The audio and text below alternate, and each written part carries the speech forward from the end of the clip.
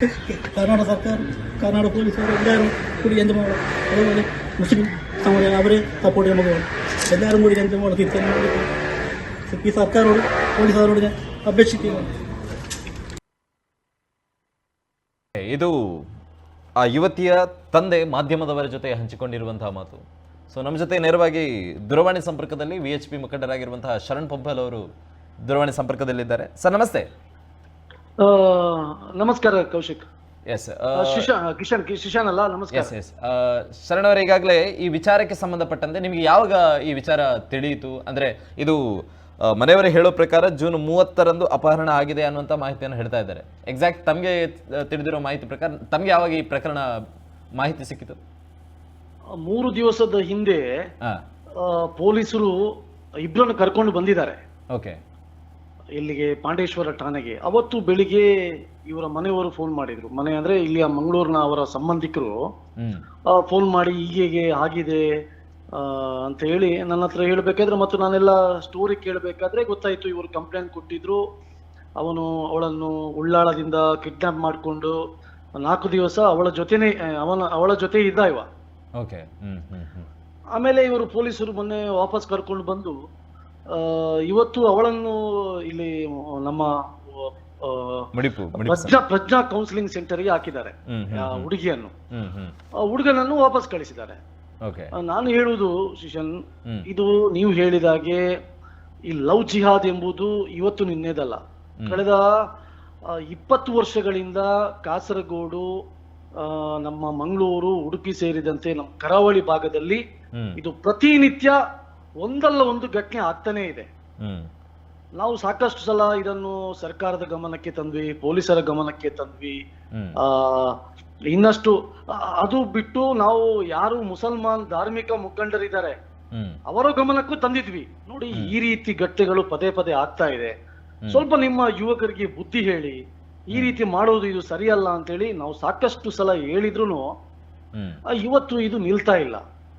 ಹಾಗಾಗಿ ಇದೊಂದು ವ್ಯವಸ್ಥಿತವಾದಂತ ಒಂದು ಷಡ್ಯಂತ್ರ, ಇದರ ಹಿಂದೆ ಒಂದು ದೊಡ್ಡದಾದಂತ ತಂಡ ಇವತ್ತು ಕೆಲಸ ಮಾಡ್ತಾ ಇದೆ.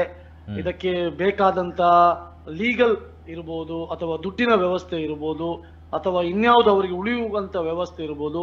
ಇದೊಂದು ಪಕ್ಕಾ ಪ್ಲಾನ್ ಮಾಡಿ ಹಿಂದೂ ಹೆಣ್ಮಕ್ಕಳನ್ನು ಪ್ರೀತಿ ಪ್ರೇಮದ ಹೆಸರಿನಲ್ಲಿ ಇಸ್ಲಾಮಿಗೆ ಮತಾಂತರ ಮಾಡುವಂತಹ ಒಂದು ದೊಡ್ಡ ಷಡ್ಯಂತ್ರ ಇವತ್ತು ದಕ್ಷಿಣ ಕನ್ನಡ, ಇಲ್ಲಿ ಕಾಸರಗೋಡು, ಉಡುಪಿಯಲ್ಲಿ ಆಗ್ತಾ ಇತ್ತೆ. ಇವತ್ತು ಪ್ರಕಾರ ನೀವು ಹೇಳ್ತಿದ್ದೀರಿ, ಹುಡುಗಿ ಇವತ್ತು ಆ ಹುಡುಗಿ ಆ ಲವ್ ಜಿಹಾದಿಗೆ ಇವತ್ತು ಬಲಿಯಾಗಿದ್ದಾಳೆ.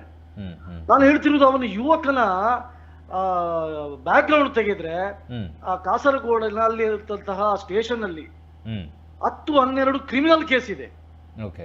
ನಾವಿಲ್ಲಿ ನಮ್ಮ ದಕ್ಷಿಣ ಇಲ್ಲಿ ಕರ್ನಾಟಕದಲ್ಲಿ ಯಾರೋ ಒಬ್ರು ಈ ರೀತಿ ಕ್ರಿಮಿನಲ್ ಅಪರಾಧ ಇದ್ದಂತವರಿಗೆ ಗೂಂಡಾ ಆಕ್ಟ್ ಅಂತ ಹಾಕ್ತಾರೆ ಅಂತ. ಕೇರಳದಲ್ಲಿ ಚಾಪ ಅಂತ ಏನೋ ಒಂದು ಅವ್ರದ್ದು ಕೇಸ್ ಇದೆ, ನನ್ಗೆ ಅದು ಬರ್ತಾ ಇಲ್ಲ.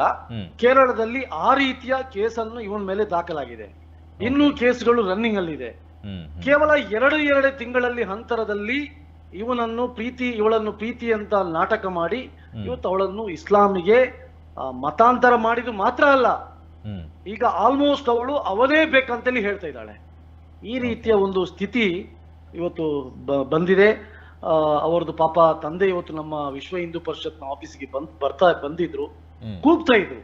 ಅವ್ರು ಮಾತಾಡ್ಬೇಕಾದ್ರೆ ನನ್ನ ಹತ್ರ ಹೇಳಿದ್ರು, ನಾನು ಬಾರ್ ಬೆಂಡಿಂಗ್ ಕೆಲಸ ಮಾಡೋದು, ನನಗೆ 3 ಮಕ್ಕಳು, ಇವಳೊಬ್ಳೆ ಹೆಣ್ಮಗಳು, ತಾಯಿ ಮನೆಯಲ್ಲಿದ್ದಾಳೆ, ಬಹಳ ಕಷ್ಟದಿಂದ ನಾವು ಜೀವನ ಮಾಡ್ತಾ ಇದ್ದೀವಿ. ಇವಳನ್ನು ಒಂದು ಕಲಿಸ್ಬೇಕೆಂಬ ಕಾರಣಕ್ಕೋಸ್ಕರ BCAಗೆ ನಾನು ಕಳಿಸಿದ್ರೆ ಫೀಸ್ ನಮಗೆ ಸ್ವಲ್ಪ ಕಡಿಮೆ ಆಯ್ತು ಎಂಬ ಕಾರಣಕ್ಕೋಸ್ಕರ ಕಾಲೇಜಿಂದ ಹೊರಗೆ ಹಾಕಿದ್ರು. ಮತ್ತೆ ಇವಳು ಅಲ್ಲಿಂದ ಕೆಲಸಕ್ಕೆ ಹೋದ್ಲು ಕಾಸರಗೋಡಲ್ಲಿ. ಇದಾದದ್ದು 2 ತಿಂಗಳ ನಡುವೆ ಇಂತ ಈ ಘಟನೆ. 2 ತಿಂಗಳಲ್ಲಿ ಈ ರೀತಿಯ ಘಟನೆ ಮಾಡಿ 2 ಸಲ ಪ್ರಯತ್ನ ಮಾಡಿದ್ದಾರೆ.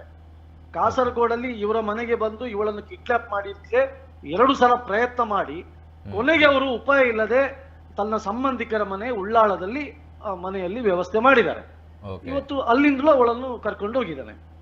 ಹಾಗಾಗಿ ಇದೊಂದು ವ್ಯವಸ್ಥಿತವಾದಂತಹ ಒಂದು ಇದು ಪ್ರಕರಣ. ಇದು ಇವತ್ತು ಹಿಂದೂ ಹೆಣ್ಮಕ್ಕಳನ್ನು, ಹಿಂದೂ ಯುವತಿಯರನ್ನು ಟಾರ್ಗೆಟ್ ಮಾಡಿಕೊಂಡೇ ಮಾಡುತ್ತಿರುವಂತಹ ಈ ರೀತಿಯ ನೆಟೋರಿಯಸ್ ಕ್ರಿಮಿನಲ್ ಇವತ್ತು ಜಿಹಾದಿ ಮಾನಸಿಕತೆ ಇರುವಂತಹ ಮುಸಲ್ಮಾನ್ ಯುವಕರು ಇದರ ಹಿಂದೆ ಮಾಡ್ತಾ ಇದ್ದಾರೆ. ಈ ದೊಡ್ಡದಾದ ಒಂದು ನೆಟ್ವರ್ಕೇ ಇದರಲ್ಲಿ ಇದೆ ಶ್ರೀಶನ್. ಈಗ ಆತನ ವಿರುದ್ಧ ಯಾವುದೇ ಪ್ರಕರಣ ದಾಖಲಾಗಿಲ್ಲ ಹಾಗಾದ್ರೆ? ನೋಡಿ ಹೇಗಾಗಿದೆ ಅಂದ್ರೆ, ತಂದೆ ಅಲ್ಲಿ ಕಂಪ್ಲೇಂಟ್ ಕೊಡ್ಬೇಕಾದ್ರೆ ಕಿಡ್ನಾಪ್ ಅಂತ ಕೊಟ್ಟಿದ್ದಾರೆ. ಓಕೆ. ಇವರು ಪೊಲೀಸ್ನವರು ಕರ್ಕೊಂಡು ಬರ್ಬೇಕಾದ್ರೆ ಇಬ್ಬರನ್ನು ಒಟ್ಟಿಗೆ ಕರ್ಕೊಂಡು ಬಂದಿದ್ದಾರೆ. ಈ ಹುಡುಗಿ ಹತ್ರ ಸ್ಟೇಟ್ಮೆಂಟ್ ತಗೊಂಡಿದ್ದಾರೆ. ಓಕೆ. ಹುಡುಗಿ ಏನು ಹೇಳ್ತಾಳೆ, ನಾನು ನನ್ನ ಇಷ್ಟ ಪ್ರಕಾರ ಹೋಗಿದ್ದೀನಿ, ನಾನು ಅವನೊಟ್ಟಿಗೆ ಇದ್ದೆ ಅಂತ. ಅಷ್ಟು ಸಾಕಲ್ಲ ಪೊಲೀಸರಿಗೆ, ಅವನ ಮೇಲೆ ಏನು ಆಕ್ಷನ್ ತಗೊಳ್ಳಿಲ್ಲ. ಖಂಡಿತ ಖಂಡಿತ. ನಾನು ಹೇಳ್ತಿರೋದು ಇದು ಪೊಲೀಸ್ ಇಲಾಖೆ ಮಾಡಿದಂತ ದೊಡ್ಡ ತಪ್ಪಿ ಇದು.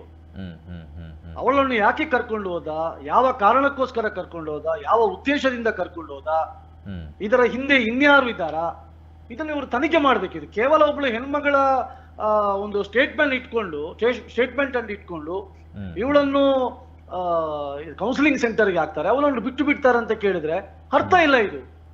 ನೋಡಿ, ನಾಳೆ ನೇಹ ಪ್ರಕರಣನು ಹಿಂಗೆ ಆದದ್ದು. ನೇಹಂದು ಘಟನೆ ಮನೆಯವರು ಒಪ್ಪದಿದ್ದ ಕಾರಣಕ್ಕೆ ಆ ಹುಡುಗಿಯನ್ನು ಕೊಂದ. ಇಲ್ಲಿ ಮಡಿಕೇರಿಯಲ್ಲಿ ಮೀನಾ ಅಂತ ಒಬ್ಳು ಹೆಣ್ಮಗಳು, ಅವಳು ಕೂಡ ಹಿಂಗೇನೆ ಕೊಂದದ್ದು. ಅದು ಯಾರೇ ಆಗಿರ್ಲಿ ಹೆಣ್ಮಗಳನ್ನು ಈ ರೀತಿಯಾಗಿ ಕೊಲೆ ಮಾಡುವುದು ಸರಿಯಲ್ಲ. ನಾಳೆ ಈ ಪ್ರಕರಣನೂ ಅಷ್ಟೇ, ಇವತ್ತೇನಾದ್ರೂ ಇದನ್ನು ಒಪೋಸ್ ಮಾಡಿದ್ರೆ ಅಥವಾ ಮನೆಯವರು ಬಿಡದಿದ್ರೆ ಅಥವಾ ನಾಳೆ ಏನು ಕೌನ್ಸಿಲಿಂಗ್ ಕೊಟ್ಟು ಈ ಹುಡುಗಿ ಇನ್ನು ನೀನು ಬೇಡ ಅಂತ ಹೇಳಿದ್ರೆ ಕೊನೆಗೆ ಆಗುವುದು ಅದೇ. ಅದಕ್ಕೋಸ್ಕರ ಪೊಲೀಸರು ಈಗಲೇ ಇದನ್ನು ಕ್ರಮ ತೆಗೆದುಕೊಂಡು ಸರಿಯಾದ ರೀತಿಯಲ್ಲಿ ತನಿಖೆ ನಡೆಸಿ ಅವನ ಮೇಲೆ ಆಕ್ಷನ್ ತಗೊಳ್ಳು, ಕಿಡ್ನಾಪ್ ಸೆಕ್ಷನ್ ಹಾಕಿ ಅವನನ್ನು ಒಳಗೆ ಹಾಕ್ಬೇಕಿತ್ತು. ಆದ್ರೆ ಪೊಲೀಸರು ಇವತ್ತು ಹಾಕ್ಲಿಲ್ಲ. ಹಾಗಾಗಿ ಇವತ್ತು ಅವರ ತಂದೆಯವರು ಇವತ್ತು ರಿಕ್ವೆಸ್ಟ್ ಮಾಡಿದ್ದಾರೆ, ಕಣ್ಣೀರ್ ಹಾಕಿ ಕರ್ನಾಟಕದ ಸರ್ಕಾರದ ಹತ್ರ, ಪೊಲೀಸ್ ಇಲಾಖೆಯೇ, ಹಿಂದೂ ಸಂಘಟನೆಗಳ ಹತ್ರ ರಿಕ್ವೆಸ್ಟ್ ಮಾಡಿದ್ದಾರೆ, ದಯವಿಟ್ಟು ನನ್ನ ಮಗಳನ್ನು ವಾಪಸ್ ಕೊಡಿ ಅಂತೇಳಿ. ಹಾಗಾಗಿ ಈ ರೀತಿಯ ಒಂದು ಪ್ರಕರಣ ಆಗ್ತಾ ಇದೆ. ನಾನು ಹೇಳ್ತಿರೋದು, ಹಿಂದೂ ಸಮಾಜ ಈ ಲವ್ ಜಿಹಾದಿನ ವಿರುದ್ಧ ಇವತ್ತು ಜಾಗೃತಿ ಆಗ್ಬೇಕಾಗಿದೆ. ಅದರಲ್ಲೂ ನಮ್ಮ ಹೆಣ್ಮಕ್ಳು, ನಮ್ಮ ತಾಯಂದಿರು ಇವತ್ತು ಈ ರೀತಿ ಪದೇ ಪದೇ ಆಗ್ತಿದ್ರು ಇವತ್ತು ಹೆಣ್ಮಕ್ಳು ಇದಕ್ಕೆ ಬಲಿ ಆಗ್ತಿದ್ದಾರೆ ಅಂತ ಕೇಳಿದ್ರೆ ಬಹುಶಃ ಇದು ನಾವು ಎಲ್ಲರೂ ಗಂಭೀರವಾಗಿ ಚಿಂತನೆ ಮಾಡುವಂತಹ ವಿಷಯ. ಈಗಾಗಲೇ ನಮ್ಗೆ ಗೊತ್ತಿದೆ, ನಾನು ಮೊನ್ನೆ ಒಂದು ಅಲಹಾಬಾದ್ ಹೈಕೋರ್ಟ್ ಒಂದು ತೀರ್ಪು ಕೊಡ್ತು. ಈ ರೀತಿಯಾಗಿ ಮತಾಂತರ ಆದ್ರೆ ನಾಳೆ ನಮ್ಮ ದೇಶದಲ್ಲಿದ್ದಂತಹ ಯಾರು ಹಿಂದೂಗಳಿದ್ದಾರೆ ಅವರು ಅಲ್ಪಸಂಖ್ಯಾತರಾಗ್ತಾರೆ, ಬಹುಸಂಖ್ಯಾತರಿದ್ದವರು ಎಲ್ಲರೂ ಇಸ್ಲಾಂ ಇನ್ನೊಂದು ಇದಕ್ಕೆ ಹೋಗ್ತಾರೆ ಎಂಬುದು ಸ್ಪಷ್ಟವಾಗಿ ಹೈಕೋರ್ಟ್ ಹೇಳಿದೆ. ಅಂದ್ರೆ ಕೋರ್ಟ್ಗಳು ಸಮೇತ ಈ ಪ್ರಕರಣಗಳನ್ನು ಗಂಭೀರವಾಗಿ ತೆಗೆದುಕೊಳ್ತಾ ಇದೆ. ಆದ್ರೆ ಯಾಕೆ ಇವತ್ತು ಸರ್ಕಾರಗಳು, ಕರ್ನಾಟಕ ಸರ್ಕಾರ ಇರ್ಬೋದು, ಕೇರಳ ಸರ್ಕಾರ ಇರ್ಬೋದು, ಅಥವಾ ನಾವು ಯಾಕೆ ಇದನ್ನು ಗಂಭೀರವಾಗಿ ತೆಗೆದುಕೊಳ್ತಾ ಇಲ್ಲ ಎಂಬುದು ಇವತ್ತು ನಮಗೆ ಅರ್ಥವಾಗದಂತ ಸಂಗತಿ ಇದು. ಅದಕ್ಕೋಸ್ಕರ ಇನ್ನಾದ್ರೂ ಇವತ್ತು ನಮ್ಮ ಸಮಾಜ ಇದ್ರ ಬಗ್ಗೆ ಜಾಗೃತಿಗೊಳ್ಬೇಕಾದದ್ದು ಅನಿವಾರ್ಯವಾಗಿದೆ. ಇನ್ನೊಂದು ಹೇಳಬೇಕಾದದ್ದು, ನಾನು ಕಳೆದ 2 ವರ್ಷಗಳ ಹಿಂದೆ ಇದೇ ಉಳ್ಳಾಳದಲ್ಲಿ ಒಂದು ನಡೆದಂತ ಘಟನೆ ತಮ್ಗೆಲ್ರಿಗೂ ಗೊತ್ತಿದೆ. ನಮ್ಮ ಮಾಜಿ ಅಲ್ಲಿಯ ಶಾಸಕರಾದಂತ ಇದಿನಬ್ಬನವರ ಸೊಸೆ, ಅವಳು ದೊಡ್ಡ ಸಮಾಜದ ಒಬ್ಳು ಹೆಣ್ಮಗಳವಳು. ಇವತ್ತು ಅವಳು ಎಲ್ಲಿದ್ದಾಳೆ? ಹಿಂದೂ ಹೆಣ್ಮಗಳು. ಇವತ್ತು NIA ಅವರು ಅರೆಸ್ಟ್ ಮಾಡಿ ಸಿರಿಯದ ಜೊತೆ ಭಯೋತ್ಪಾದಕರ ಸಂಪರ್ಕ ಇದೆ ಎಂಬ ಕಾರಣಕ್ಕೋಸ್ಕರ ಇವತ್ತು ಅವಳು ಜೈಲಲ್ಲಿ ಇದ್ದಾಳೆ. ಅಂದ್ರೆ ನಾಳೆ ಈ ಹೆಣ್ಮಗಳು ಕೂಡ ಇದೇ ರೀತಿ ಆಗುದು. ಇವರು ಮದುವೆ ಎಂಬಂತ ನಾಟಕ ಆಡ್ತಾರೆ, ಕೊನೆಗೆ ಪ್ರೀತಿ ಪ್ರೇಮ ಎಂಬ ಕಾರಣಕ್ಕೋಸ್ಕರ ಮತಾಂತರ ಮಾಡ್ತಾರೆ, ಕೊನೆಗೆ ಯಾವುದೋ ಒಂದು ಕಡೆ ಭಯೋತ್ಪಾದಕ ಚಟುವಟಿಕೆಗೋ ಅಥವಾ ಇನ್ಯಾವುದೋ ಒಂದು ಬೇರೆ ಬೇರೆ ಚಟುವಟಿಕೆಗಳಿಗೂ ಬಳಸುವಂಥದ್ದು ಇವತ್ತು ನಮ್ಮ ದೇಶದಲ್ಲಿ ಅನೇಕ ಉದಾಹರಣೆಗಳು ಇವತ್ತು ನಮ್ಮ ಕಣ್ಮುಂದೆ ಇದೆ.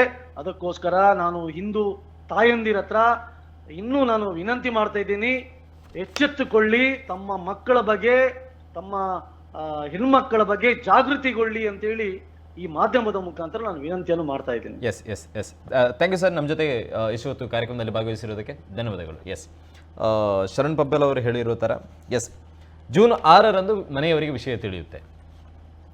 ತನ್ನ ಮಗಳಿಗೆ ಒಬ್ಬಾತ ಮುಸ್ಲಿಂ ಯುವಕನ ಜೊತೆ ಪ್ರೇಮಾಂಕುರ ಆಗಿದೆ ಅನ್ನುವಂಥ ವಿಚಾರ ಜೂನ್ 6ರಂದು ಮನೆಯವರಿಗೆ ವಿಷಯ ತಿಳಿಯುತ್ತೆ. ಆ ಸಂದರ್ಭದಲ್ಲಿ ಮನೆಯವರಿಗೆ ಏನು ಮಾಡ್ತಾರೆ ಅಂತ ಹೇಳಿದರೆ, ಆಕೆಗೆ ಬುದ್ಧಿಯನ್ನು ಹೇಳುವ ನೆಪದಲ್ಲಿ ತನ್ನ ಸಂಬಂಧಿಕರು ಅಥವಾ ಆತ ಮನೆಗೆ ಬರ್ತಾ ಇದ್ದ, ಮನೆಯಿಂದ ಅಪಹರಣಕ್ಕೆ ಮುಂದಾಗಿದ್ದ ಅನ್ನುವಂಥ ವಿಚಾರವನ್ನು ಕೂಡ ಅವರು ಹೇಳಿದರು. ಸೊ ಹಾಗಾಗಿ ಆಕೆಯನ್ನು ಆತನಿಂದ ದೂರ ಇಡಬೇಕು ಅನ್ನುವಂಥ ನಿಟ್ಟಿನಲ್ಲಿ ಉಳ್ಳಾಲದಲ್ಲಿರುವಂಥ ತನ್ನ ಸಂಬಂಧಿಕರ ಮನೆಯಲ್ಲಿ ಕೂರಿಸ್ತಾರೆ. ಬಟ್ ಅಲ್ಲಿಂದಲೂ ಕೂಡ ಜೂನ್ 30ರಂದು ಆಕೆಯ ಅಪಹರಣ ಆಗುತ್ತೆ. ಸೊ ಇದು ಕರಾವಳಿಯಲ್ಲಿ ಬೆಡಂಬುತ ರೀತಿಯಲ್ಲಿ ಆಗ್ತಾ ಇರುವಂಥ ಒಂದು ಪ್ರಕರಣ. ಕೆಲವರಿಗೆ ಅಭಿಪ್ರಾಯಗಳಿರ್ಬೋದು, ಏನಿದೆ ಮಹಾ ಅಂತ ಹೇಳಿ, ಯಾಕೆ ಈ ವಿಚಾರವನ್ನು ಎತ್ತಿಕೊಳ್ಬೇಕು, ಧರ್ಮಗಳ ಮಧ್ಯೆ ಕಂದಕವನ್ನು ಸೃಷ್ಟಿ ಮಾಡುವಂಥದ್ದೇ ನಿಮ್ಮ ಕೆಲಸನ? ನಮ್ಮ ಕೆಲಸ ಬದಿಗಿರಲಿ ರೀ, ನಿಮ್ಮ ಕೆಲಸ ಏನು? ನಿಮ್ಮ ಧರ್ಮದಲ್ಲಿಲ್ವ ಯಾರು? ನಿಮ್ಮ ಧರ್ಮ ಬಿಟ್ಟು ಇನ್ನೊಂದು ಧರ್ಮವನ್ನು ಈ ರೀತಿಯಾಗಿ ಕೀಳಾಗಿ ಕಾಣಬೇಕಾದಂಥ ಅನಿವಾರ್ಯತೆಗಳು ಏನಿದೆ ಅನ್ನುವಂಥದ್ದು ಮನೆಯವರ ಕೂಡ ಪ್ರಶ್ನೆಗಳಾಗಿರುತ್ತೆ. ಓಕೆ, ಒಂದು ದೂರವಾಣಿ ಕರೆ ಇದೆ. Hello hello hello. ಎಸ್, ಹೇಳಿ ಸರ್. ಹಲೋ, ಹೇಗಿದ್ದೀರಾ? Hello hello. ಈ ವಿಚಾರದಲ್ಲಿ ಈಗ ಶರಣ್ ಪೊಂಪೆಲ್ ಅವರು ಒಂದು ಸ್ಟೇಟ್ಮೆಂಟ್ ಕೊಟ್ಟು. ಎಸ್, ಹೇಳಿ. ಹಲೋ. ಹೇಳಿ ಕೇಳಿಸ್ತದೆ. ಓಕೆ, ಈತ ನೋಡಿ, ಈತ ಒಬ್ಬ ತಪ್ಪು ಮಾಡಿದಂತ ಇಡೀ ಸಮಾಜಕ್ಕೆ ಹೇಳುದು ಅದು ತಪ್ಪಾಗುತ್ತೆ. ಯಾಕೆ ಈತ ಏನ್ ಮಾಡ್ತಾರೆ, ಅವನಿಗೆ ಗಲ್ಲು ಶಿಕ್ಷೆ, ಅವನು ಕಲ್ಲೋಡ್ದ, ಅದನ್ನು ಸಾಯಿಸಿ ಒಬ್ಬರಿಗೆ, ಹಾಗೆ ನೋ ಪ್ರಾಬ್ಲಮ್. ಆದ್ರೆ ಒಬ್ಬ ಮಾಡಿದಕ್ಕೆ ಎಲ್ಲರ ಸಮಾಜಕ್ಕೆ ದೂರ ಹಾಕುದು ಅದು ಸರಿಯಲ್ಲ. ಈಗ ಅವ್ರ ಸಮಾಜಕ್ಕೆ ಅವನು ಏನ್ ತಪ್ಪು ಮಾಡಿದಾನ, ಅವನಿಗೆ ಏನಾದ್ರೂ ಪನಿಷ್ಮೆಂಟ್ ಉಂಟು, ಅವನು ಟಫ್ ಪನಿಷ್ಮೆಂಟ್ ಕೊಡಿ, ನೋ ಪ್ರಾಬ್ಲಮ್.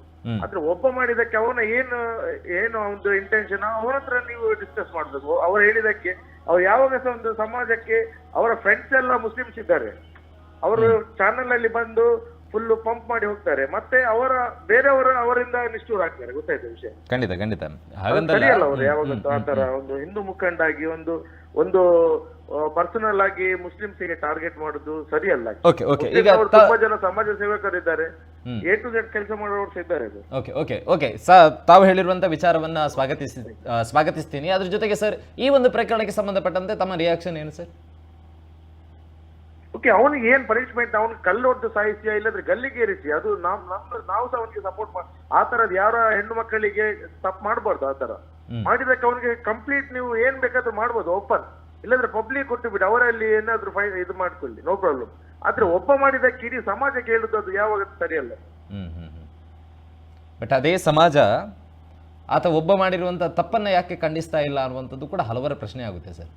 ಖಂಡಿತ ನಾವು ಅವನಿಗೆ ಒಪ್ಪೋಸಿಟ್, ಅವನು ಏನ್ ಹೇಳಿದ ಅವನಿಗೆ ಕಂಪ್ಲೀಟ್, ನಾವು ನಿಮ್ಮೊಟ್ಟಿಗೆ ಇದ್ದೇವೆ. ನಾವು ನೀವ್ ಏನ್ ಹೇಳ್ತೀರಾ, ನೀವ್ ಏನ್ ಮಾಡ್ಬೇಕಾದ್ರೆ ನಾವು ಸಹ ನಿಮ್ಮೊಟ್ಟಿಗೆ ಸಪೋರ್ಟ್ ಇರ್ತೀವಿ. ಆ ತರ ಮಾಡ್ಲಿಕ್ಕೆ ಇಲ್ಲ ಯಾರಿಗೆ. ನಮ್ಮ ಮಗಳಿಗೆ ಹೆಮ್ಮವನ್ನು ಗಿಡಿದ್ರಿಂದ ತಪ್ಪೇ ಅವ್ರು ಮಾಡಿದ್ದು 100% ತಪ್ಪೇ. Okay, yes, thank you sir, thank you. ನಿಮ್ಮ ಅಭಿಪ್ರಾಯವನ್ನು ಮಂಡಿಸಿರೋದಕ್ಕೆ ಧನ್ಯವಾದಗಳು ಸರ್, ಥ್ಯಾಂಕ್ ಯು. ಎರಡು ಕಡೆಗಳ ಅಭಿಪ್ರಾಯವನ್ನು ಕೂಡ ನಾವು ಸ್ವೀಕರಿಸಬೇಕಾಗುತ್ತೆ. ಆ್ಯಂಡ್ ಕರೆಕ್ಟ್, ಅವ್ರು ಕೂಡ ಹೇಳಿರುವಂಥದ್ದು. ಬಟ್ ಇಲ್ಲಿ ನಾವು ಯಾವುದೇ ಸಮುದಾಯವನ್ನು ಟಾರ್ಗೆಟನ್ನು ಮಾಡ್ತಾ ಇಲ್ಲ, ಬಟ್ ಮಾಡಿರುವಂಥದ್ದು ಎಷ್ಟರ ಮಟ್ಟಿಗೆ ಸರಿ ಅನ್ನುವಂಥದ್ದು ಕೂಡ ಒಂದು ಪ್ರಶ್ನೆಯಾಗುತ್ತೆ. ಕರಾವಳಿಯಲ್ಲಿ ಪದೇ ಇಂತಹ ಘಟನೆಗಳೇ ನಡೆದು ಹೋಗ್ತಾ ಇದೆ ಅಂತ ಆದರೆ, ಯಾವುದೇ ಒಂದು ಇಂತಹ ಕ್ಷುಲ್ಲಕ ಘಟನೆಗಳು ಪದೇ ಮರುಕಳಿಸ್ತಾ ಇದೆ ಅಂತ ಆದರೆ, ಇದಕ್ಕೆ ಕೊನೆ ಎಂದು ಅನ್ನುವಂಥದ್ದು ಹಲವು ಮನೆಯವರ ಪ್ರಶ್ನೆಗಳು. ಮಾಧ್ಯಮದವರಾಗಿ ನಾವು ಅದನ್ನು, ಆ ಪ್ರಶ್ನೆಗೆ ಉತ್ತರವನ್ನು ನೀಡೋದಕ್ಕಾಗುತ್ತಾ? ಹಲವು ಪ್ರಕರಣಗಳು ನಡೆದಿದೆ. ನೇಹ ಆಗಿರ್ಬೋದು, ಅದರ ಹಿಂದೆ ನಡೆದಿರುವಂಥ ಹಲವು ಪ್ರಕರಣಗಳನ್ನು ಉದಾಹರಣೆಯನ್ನು ಕೊಡ್ಬೋದು. ಆ ಘಟನೆ ನಡೆದಾಗ ನಾವು ಅದನ್ನು ಸುದ್ದಿ ಮಾಡ್ತೀವಿ, ಸುದ್ದಿಯ ಮುಖಾಂತರ ಜನರು ಅದನ್ನು ವೀಕ್ಷಿಸ್ತಾರೆ. ಬಟ್ ನಮ್ಮ ವಿನಂತಿ, ಅದನ್ನು ಯಾಕೆ ಮರಿತೀರಿ ಅಂತೇಳಿ. ನಮ್ಮನ್ನು ಮರೆತರೂ ಪರವಾಗಿಲ್ಲ, ಅಥವಾ ನಮ್ಮ ಸುದ್ದಿಯನ್ನು ಮರೆತರೂ ಪರವಾಗಿಲ್ಲ, ನಾವೇನು ಸುದ್ದಿ ಮಾಡಿದ್ವಿ ಆ ವಿಚಾರವನ್ನು ಮರೆತ್ರಿ ಅಂತಾದರೆ ಪದೇ ಇಂಥ ಘಟನೆಗಳು ಮರುಕಳಿಸುತ್ತೆ. ಯಾವುದೇ ಕಂದಕಗಳು ಯಾವುದೇ ಧರ್ಮಗಳ ನಡುವೆ ಬೇಡ ಅನ್ನುವಂಥದ್ದು ಮಾತ್ರ ನಮ್ಮ ಭಿನ್ನ. ನಮ್ಮ TV, the pulse of coastal Karnataka.